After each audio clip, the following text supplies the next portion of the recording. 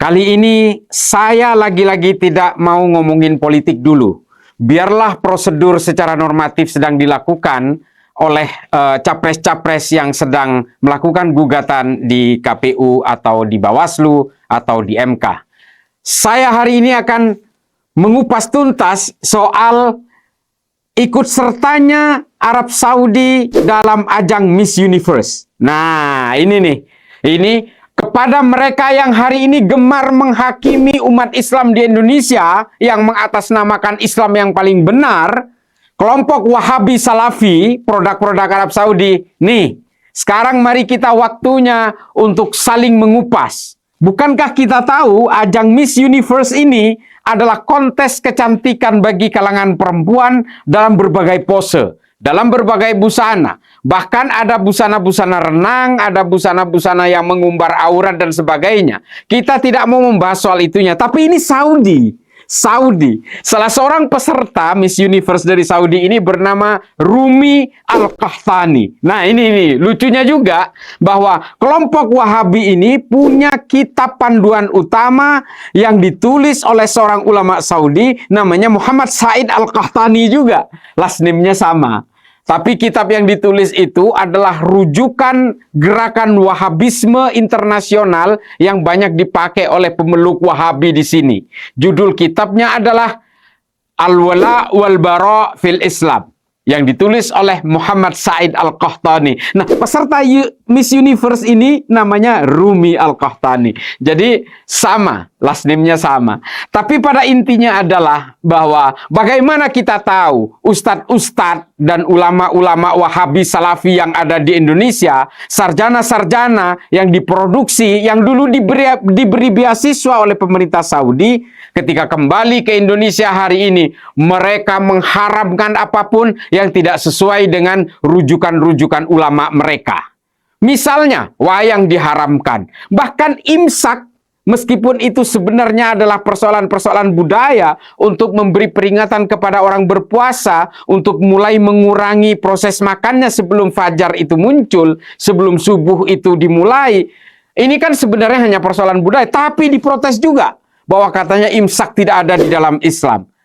Budaya itu juga tidak harus selalu identik dengan Islam, tapi budaya itu juga bisa menyokong untuk terjadinya ibadah-ibadah yang ideal di dalam Islam. Demikian juga budaya-budaya masyarakat Eropa yang juga mendukung terhadap peribadatan umat Kristiani, umat Katolik yang ada di Eropa. Demikian juga budaya-budaya yang ada di India. Budaya adalah bagian pelengkap dari bagaimana manusia menjalankan agamanya, menjadi pendukung dari bagaimana manusia menjalankan keyakinan-keyakinan dan keimanannya. Jadi nggak perlu diprotes hal-hal yang kayak gini. Yang kalau mau diprotes oleh ustadz-ustadz Wahabi Salafi yang ada di Indonesia ini, justru Miss Universe yang dilakukan oleh Arab Saudi. Kita sih sebenarnya nggak peduli dengan Miss Universe. Itu silakan saja. Itu adalah tontonan-tontonan yang berupa industri. Tapi ketika ustadz-ustadz produk Saudi yang tadinya protes soal imsak, protes soal puasa setengah hari yang dilakukan kepada anak-anak kecil yang ada di negara kita untuk mendidik anak supaya kuat berpuasa nanti ketika dia sudah mencukupi umurnya. Ini diprotes juga.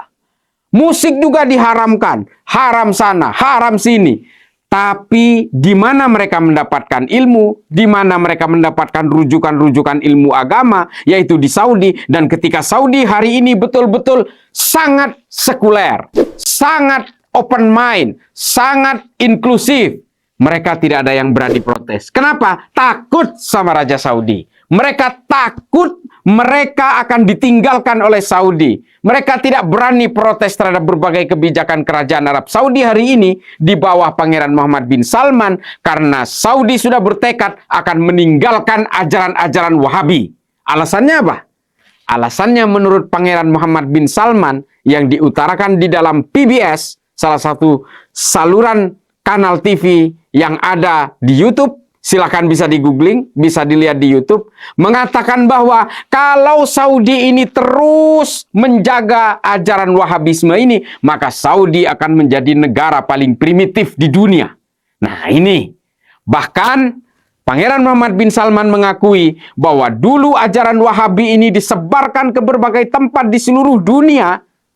Itu juga diminta oleh negara-negara barat untuk menandingi ideologi komunis yang mulai merebak di berbagai negara-negara Islam pada masa Perang Dingin. Pertanyaan besarnya, lah di Indonesia itu kan seperti ustadz-ustadz yang jenggotnya segini-segini itu, kan mereka nggak ngaku Wahabi, mereka ngaku Salafi. Mereka sebenarnya adalah Wahabi yang berkamuflase dengan nama baru, yaitu Manhaj Salaf. Apa bedanya? Nggak ada bedanya. Nggak ada. Rujukan-rujukannya juga ulama yang sama, kitab-kitab dan literaturnya juga sama, ijma-ijma yang dipakai juga dari ulama-ulama yang sama. Mereka sekarang berusaha mengubah nama Wahabi menjadi Salafi di Indonesia karena Wahabi sudah identik dengan berbagai aksi-aksi kekerasan dan aksi-aksi teror di seluruh dunia, terutama seperti yang dilakukan oleh kelompok Al-Qaeda dan ISIS. Nah, kita tahu semua Al-Qaeda dan ISIS hanya dibedakan oleh tujuan politiknya saja. Keduanya adalah penganut Wahabi. Kalau kemudian hari ini orang-orang Salafi tidak mengaku bahwa mereka ini adalah Wahabi, itu sebenarnya adalah taktik mereka. Pada intinya mereka adalah sama. Mereka selalu melakukan klaim-klaim kebenaran. Mereka anti terhadap demokrasi, mereka mengharamkan Pancasila, dan mereka menginginkan supaya negara ini menjadi negara Islam sama seperti Saudi. Mereka hari ini memang menghormati pemimpin karena mereka memang diajarkan oleh ajaran-ajaran Wahabi untuk menghormati pemimpin. Kita semua di sini juga menghormati pemimpin, tapi bukan berarti tidak boleh mengkritik pemimpin. Di Saudi mereka diajari untuk menghormat dan juga takut untuk mengkritik. Oleh karena itu kenapa ustadz-ustadz produk Saudi itu hari ini tidak berani melakukan kritik kepada kerajaan Arab Saudi, meskipun kerajaan Arab Saudi hari ini sangat sekuler. Mengirimkan Miss Universe, bahkan tidak mewajibkan hijab di luar kota Haramain. Padahal pemerintah kerajaan Arab Saudi adalah Khaddamul Haramain, penjaga kota suci. Tapi, okelah, mereka di sini boleh petentang-petenteng. Di sini boleh mereka mengharamkan sana-sini, mengharamkan budaya-budaya lokal, dan juga mengatakan bahwa kemaksiatan dan kemunafikan dan kemurtadan adalah orang-orang yang berislam dengan tata cara di luar mereka. Kita maulidan diharamkan, ziarah kubur diharamkan, tawassul diharamkan, tapi mereka tutup mata terhadap berbagai penyimpangan-penyimpangan maqasidus syariah yang dilakukan oleh pemerintah kerajaan Arab Saudi. Mengapa? Karena mereka diajarkan untuk takut mengkritik. Kita memang harus menghormati pemimpin. Sama kami semua. Saya juga menghormati pemimpin. Tapi bukan berarti kita harus takut mengkritik kalau mereka ternyata melanggar berbagai aturan negara dan juga melanggar berbagai batas-batas kemanusiaan yang dijalankan oleh negara itu. Nah, oleh karena itu, hari ini ujian terbesar, tantangan terbesar bagi kelompok Wahabi Salafi di Indonesia. Silahkan protes Raja Saudi. Takut kan? Takut pasti. Karena kalian sebenarnya adalah boneka-boneka yang salah arah dan hari ini ditinggalkan oleh gerbong-gerbongnya yang ada di Arab Saudi. Kalian adalah korban peradaban politik yang dibentuk melalui satu manhaj yang bernama Wahabi Salafi. Hari ini kalian ditinggalkan oleh lokomotifnya. Lokomotifnya sadar bahwa ajaran yang mereka anut adalah ajaran yang salah, tapi kalian akhirnya betul-betul menjadi orang yang menjadi korban peradaban manusia atas nama agama. Hari ini, kapan lagi bisa sadarnya mereka semua? Kalau memang berani, saya tantang protes Raja Arab Saudi atas pengiriman Rumi Al-Qahtani sebagai kontestan dalam Miss Universe Saudi, dan ketika berpose dengan bendera Saudi, di mana di situ ada lafaz La ilaha illallah Muhammadur Rasulullah, Rumi Al-Qahtani menggunakan baju yang tidak pada mestinya. Jadi, saudara-saudaraku sekalian, pemirsa Ronin TV, kita harus berislam dengan rasionalitas berpikir. Jangan kita sibuk menghitung dosa orang lain. Jangan kita sibuk menghakimi orang lain.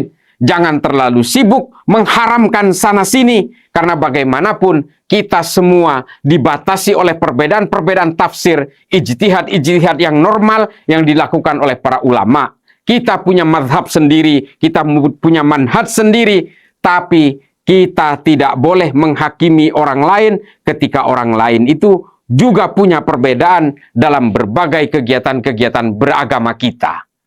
Demikian saudara-saudaraku sekalian, semoga ini bermanfaat. Mari kita tetap jaga kemanusiaan, kita tetap jaga akhlak dan adab kita dalam beragama, supaya agama kita tetap memiliki daya tarik dan juga bisa menyebarkan kebaikan dan kasih kepada seluruh umat manusia atas nama kedamaian dan cinta. Assalamualaikum warahmatullahi ta'ala wabarakatuh.